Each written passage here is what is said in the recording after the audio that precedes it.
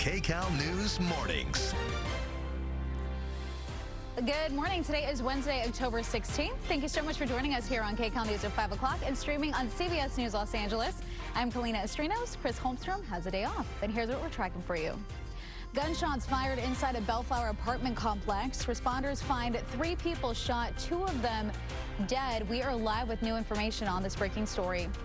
Also, the Menendez brothers murder case is back under the microscope today. We are live with the latest on the renewed push to get them out of prison. Plus, we'll be ready for whatever kind of he has planned for us. I feel good. I feel confident. it is game day for the Dodgers. Here, why today's starting pitcher is feeling extra confident under the bright lights of the Big Apple. That means we're going to get text messages and comments from Amber Lee about the game, which is always a plus and something to look forward to. We got this. It'll be fine. And I like how you're channeling blue today in honor of the Dodgers. Navy blue and my blue earrings, you know, just a little subtle blue. Yeah, I've worked with you for almost 2 years now, and I did not know this side of you. I really like the competitive Dodgers, Yeah, I love it. Dodgers side. This is great. Something else I love about you is you let us prepare for the day. So what do we expect? I feel like it's been a little something for everyone lately. Yeah, which is good. And so now it definitely feels like fall. Did you feel the more fall-like conditions yesterday? It was a little cool. All right, so we're definitely feeling much more of it today, and you can see that marine layer is extra thick compared to what we saw yesterday, as we are starting to see a lot more of that sea breeze surging in, and so there is a chance that we could see some patchy drizzle this morning. So here's a quick look at our next weather sky cam. This is our downtown LA camera. Temperature-wise, it is a little bit cool this morning, so you'll probably need some sort of layer, light jacket or maybe a sweatshirt. And you can see with our next weather visibility that the clouds haven't just pushed up against the foothill communities. Some of it has gone up and over the mountaintop. So we're looking at visibility this morning down to about 3.3 miles for the Wrightwood area, under 2 miles for Claremont. And then a lot of the clouds, again, have settled into the Inland Empire as well. All right, so highs overall today below average, a lot cooler compared to yesterday by a few more degrees.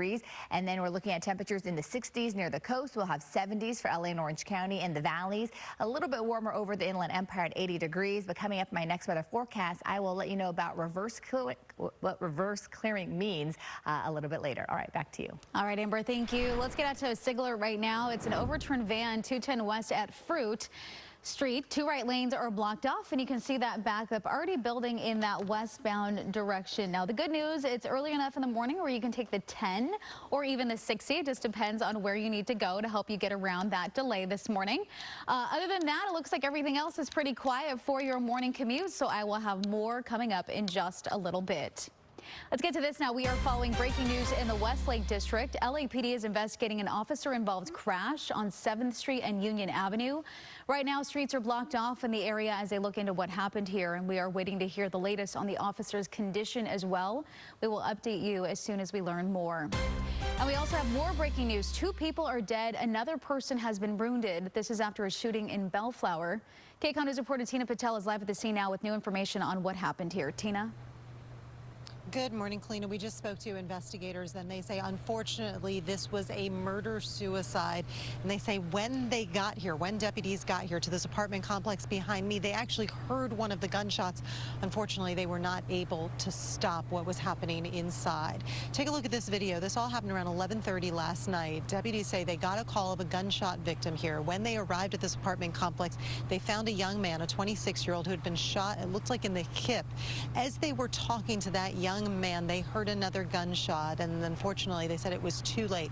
What they learned is that that 26-year-old man lived in an apartment here with his mother. He says that a suspect had come in, shot him, and then went and attacked his mother, shot her in the head, and then unfortunately that suspect turned the gun on himself. What investigators have learned is that that suspect was the woman's ex-boyfriend. He had been harassing this woman for a while. Deputies say they had been called here about 7 times just in the last few months responding to problems with this man, and that woman had actually gone to the court yesterday to get a restraining order. Unfortunately, it was not enough. According to the victim's son, that suspect broke into the apartment.